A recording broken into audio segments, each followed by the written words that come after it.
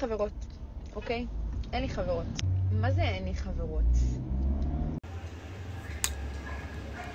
תני לי להגיד לך משהו בתור מישהי שאין לה חברות. יותר נכון, יש לה חברות, אבל יש להם זקן. ממש ככה. כן, יש להם זקן. זאת אומרת, למי שלא הבין, החברות שלי הם חברים טובים, ולא חברות טובות. הם חברי הנפש שלי. לא אגיד חברי ילדות, כי בילדות שלי לא הכרתי אותם, אבל במשך הרבה מאוד שנים היו לי יותר חברים טובים מאשר חברות טובות. וזה לא שלא ניסיתי את הקונספט הזה, פשוט הבנתי באיזשהו שלב שחברות טובות אין באמת, ושזה לא מתאים לי.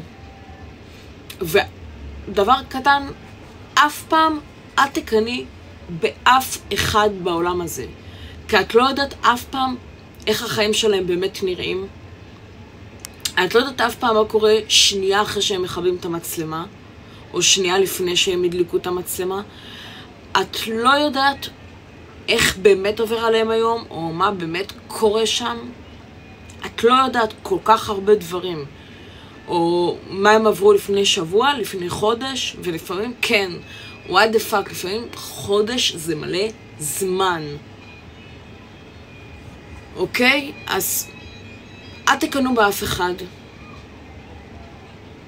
גם אם החיים שלו נראים גלו וסי ושיק אתם לא באמת יודעים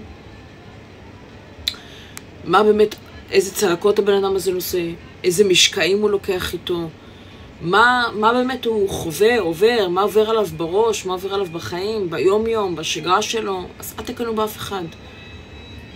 זה שהחיים מבחוץ נראים יותר זוהרים, זה לא אומר שגם מבפנים הם יותר זוהרים.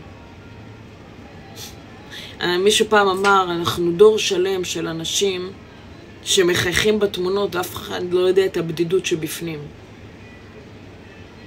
תחשבו על זה. ותבינו שלא תמיד מה שמנסים להראות, או איך שזה נראה כלפי חוץ, או איך שזה נראה ברשתות, או איך שזה נראה בערוצי תקשורת, או איך שזה נראה בכל המדיה החברתית, או איך שזה נראה בתמונות, זה לא תמיד משקף את מה שבאמת. אז אל תקנו אף פעם באף אחד.